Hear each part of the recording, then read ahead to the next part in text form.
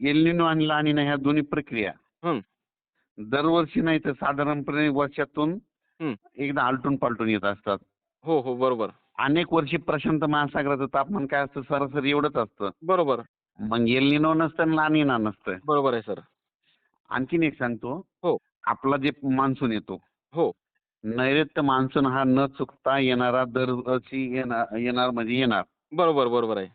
म्हणजे भारतात तो येणार म्हणजे येणार. हो, म्हणून मान्सूनचा त्या एल हो. निनो अथवा ला निना याचा सरळ घनिष्ठ संबंध लावता येत नाही. नाही, नाही, नाही. बरोबर आहे.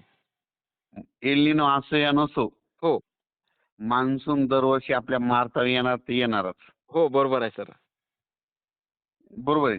पण हो, हे पाऊस पडण्यासाठी तुम्हाला एक सांगू इच्छितो, खरी कारणं कोणती कोणती शोधावं हां. लागतात पुढच्या हां, वर्षीचा हां. अंदाज बांधताना. हो. म्हणजे म्हणजे म्हणजे पुढच्या वर्षी 26 2026 अंदाज हो, बांधायचा असता दरवर्षीचा. हो, हिवा हिवाळ्यात हिमालयात पर्वतात जी हिमवृष्टी होते, समजा बर्फ पडतंय, हो, हो. तिचा मान्सूनवर प्रभाव पडतो. हो, बरोबर सर. मध्य आणि उत्तर भारतातील उन्हाळी तापमानाचा मान्सूनवर हं. संबंध असतो. हं, हं. त्याच्यानंतर हे डब्ल्यू.डी कसे आले त्याचा एक हो, संबंध असतोय. हो. बरोबर आहे पण सर. काय झालं हल्लीच्या काळात काय झालं माहिती आहे का? हो. एल निनो जणू हं. मान्सूनच्या हातची कठपुतली असं समजायली. हो, हो, हो. बरोबर आहे. पण वास्तविक पाहता परिस्थिती तशी नाही. नाही, नाही. एल बरोबर निनो आहे. असो या नसो, हो, दरवर्षी आपल्या महाराष्ट्रात मान्सून येणार ते येणारच. हो. हं. बरोबर सर. बरं सर, आता हे जे तुम्ही माहिती दिली त्याच्यामध्ये तुम्ही एक डब्ल्यू-डी म्हणून वाक्य म्हटलेलं आहे, तर ते डब्ल्यू-डी म्हणजे काय सर? वेस्टर्न डिस्टर्बन्स हो म्हणजे का? ना काय असतं दरवर्षी ना हिवाळ्यामध्ये ना हं. अफगाणिस्तान, कराची, पाकिस्तान, हो, गुजरात, राजस्थान, हरियाणा, पंजाब, जम्मू काश्मीर हो. हे असं दरवर्षी हिवाळ्यामध्ये पाऊस पडतोय आणि बर्फ पडतोय, गारा पडतात. हो, हो. बरोबर सर. हां. पण काय बरं होईल हो. मग त्यानं काय होईल माहितीये का? ते हं. दरवर्षी तसं जात असेल तर ठरलेलं डिसेंबर महिन्यात. हो, हो, हो. बरोबर आहे सर. 2020 पर्यंत काय व्हायचं आपल्या इकडे तापमान एवढं वाढलेलं नव्हतं. नाही, नाही. बरोबर आहे. पण 2020 च्या नंतर काय झालं आपल्या महाराष्ट्रामध्ये जानेवारी आणि फेब्रुवारीमध्ये तापमान वाढले. हो, हो. बरोबर आहे सर. मग तापमान वाढलं की काय होतं या ठिकाणी हवेचे कमी दाब होतात. हो. मग ते बाष्प खेचल्यामुळे आपल्या महाराष्ट्रामध्ये गारपीट वाढली. बरोबर आहे. मग हे तापमान कधी वाढत आहे आता? हं. आता ह्या जानेवारी म्हणजे आता हो.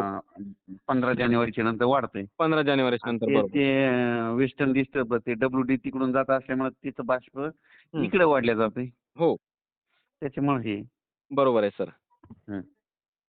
बरं सर, आता आपल्याला बऱ्याच शेतकऱ्यांच्या माध्यमातून असा सुद्धा प्रश्न विचारण्यात येत होता, की सर आता हे थंडी मग किती दिवस चालणार? समजा रात्रीची पण किती दिवस राहणार?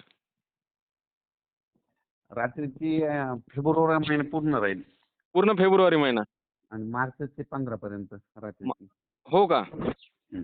नाही, कारण की कसं आहे सर, बऱ्याच शेतकऱ्यांचे जे गहू पिके आहे म्हणजे कपाशी काढून गहू पिके पेरलेले आहे बऱ्याच शेतकऱ्यांनी. हो. हो, तर त्यांच्या माध्यमातून हेच विचारण्यात येत होतं, की सर थंडी कशी राहणार? तर फेब्रुवारीच्या शेवटपर्यंत थंडी राहणार नाही का? हो. आणि सर मार्चमध्ये? 10 ते 15 पर्यंत बस. 10 ते 15 रात्रीची थंडी मार्चपर्यंत. बरं का, पण दिवसा मात्र ऊन वाढणार आहे. हो, दिवसा मात्र ऊन वाढणार आहे. हो. आणि सर एवढ्यातनी समजा पावसाची शक्यता आता फक्त 5 तारखेपर्यंत आहे. नंतर मग पावसाची शक्यता नाही का? नाही. पुन्हा कमी होणार आहे. हो का? ते पण तिकडेच पडणार आहे आणि महाराष्ट्र तिकडे मराठवाड्याकडे ढगाळ वातावरण राहणार आहे. हां, हां, हां, हां. आणि सर तुम्ही जे आता 2026 चा अंदाज दिला, तर बरेचसे युट्यूबर आपण मागच्या वेळेस बी मागच्या रेकॉर्डिंगमध्ये सुद्धा घेतलं होतं, की जे बरेचसे युट्यूबर आहेत ते म्हणत आहेत दुष्काळ आहे. परंतु तुम्ही एक शेतकऱ्यांना सविस्तर माहिती दिलेली आहे, की कशामुळे दुष्काळ पडू शकतो. हो, हो. हो, तसा तुम्ही सरासरी पाऊसच सांगितलेला आहे, म्हणजे जास्त पाऊस नाही आणि कमी पाऊस नाही. बरोबर ना? हं. हो. बरं सर, आपल्याला मग यंदा अतिवृष्टी पाहायला मिळेल का काही जिल्ह्यामध्ये? नाही. समजा अतिवृष्टी पाहायला मिळणारच नाही. नाही. नाही का? बरं, बरं. धन्यवाद सर. तुम्ही शेतकऱ्यांना एक ठीक. महत्त्वपूर्ण आणि डिटेलमध्ये माहिती दिल्याबद्दल.